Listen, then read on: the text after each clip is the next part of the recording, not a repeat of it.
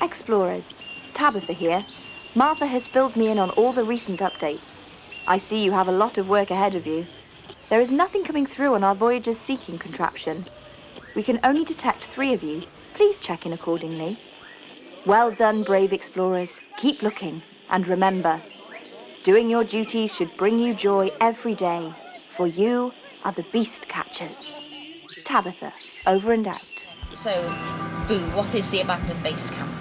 The Abandoned Basecamp is an interactive theatre experience set site-specifically, created by the theatre company Flossy and Boo Limited. Yeah, it's exciting. It's got lots of interactive elements. It can have space for young people, older people. It's just a really lovely experience for everyone. So the Abandoned Basecamp is set around a story about the lost explorers. There's a group of explorers that have gone missing in the forest. And it is their job, the audience's job, to find out what happened to them. So they search through clues, look in boxes, read letters, and find out exactly what has happened to these lovely explorers and come and let us know. There's also a couple of other activity tents, so people can make a monster catcher, or they can draw a drawing of what they believe the monster to look like. So there's plenty going on for everyone that comes on site. Absolutely. I think we've been able to really attract a wide audience.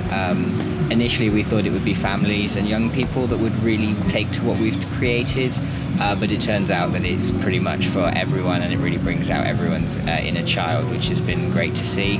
By the end of the festival we're going to have reached about 20% of the Green Man audience, which is probably more than any of their other experiences that they've had and their other programmed activity, which is great. Who would have known that tin can phones would be such a hit with everyone? With Flossy and Boo, the company, we always like to go for quite a timeless feel with our shows. For the Abandoned Basecamp, it was very much sort of 1930s adventurous style, but there's lots of eclectic, other oldie-worldy props thrown in there as well. We like the audience to feel like they've entered a completely new world, and so we feel if we have a strong design theme running through it, this really, really helps. Added with our soundscape, also designed by ourselves and our team, and we had a very strong idea for each of the tents and felt that each one should be very much its own little world within the larger scale of the world we've created at Basecamp. As soon as you talk to Laura and Anya, it's, you know, they're so visually minded themselves that it's like, as soon as you start to chat to them, the world is right there and you go, oh my god, yes. And it's great, it's really inspiring as well. I never feel stuck for ideas. It's always like, oh yeah, that sounds great. Yeah, let's feed that. It's brilliant, yeah. It's been a really organic process.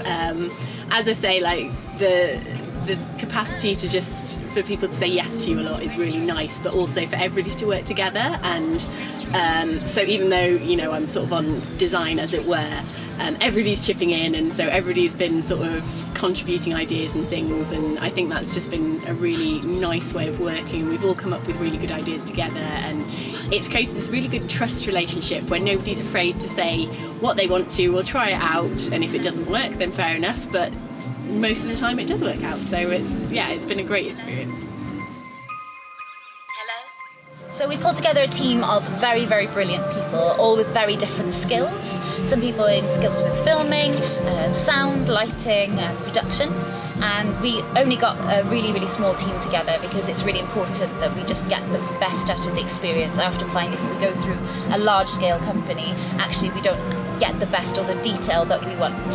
So we've got a very small team, it's very manageable, it tours to very small spaces, and it's something just very exciting and a little bit different.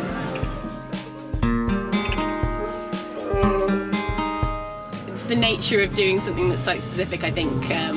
There's always going to be something that you didn't expect, and something is not going to have turned out how you thought. But I think just that willingness to embrace new things and to have new ideas and go, okay, actually that's not going to work out how we thought, but we're going to think of never see it as a problem, we see it as a way of that you have to just come up with a creative solution, and that's fine. As long as we've still got ideas, it's absolutely fine. We can work around most anything. Beautiful, beautiful evening. The air was soft, and if I say so myself, I was looking quite lovely. Yeah, I think it's about the smaller moments. I think just little things like people being able to leave messages has really helped the experience build itself, so it gets bigger over the weekend, as well as people building our monster captures and drawings. People be able to contribute to the area, so it grows in and of itself. I think in terms of the next experience, one that is an ongoing story that continues to build would be really interesting to play around, so that it has that repeat value, so that people may come on the Friday and it's one thing, and then by the Sunday you might be somewhere completely different because people's own interpretations, not everything's there straight away, and that's really, people like being able to go through other people's stuff, basically. And I think that responsive nature is something that we're very good at as a team. I think we're able to design things and tailor it around. We've very much given this a Green Man spin and fitted to the Green Man story. And it would be great to find other places that inspire us and other events and festivals, whatever it might be, that we can take experiences to, whether it be this one or whether it be a new one.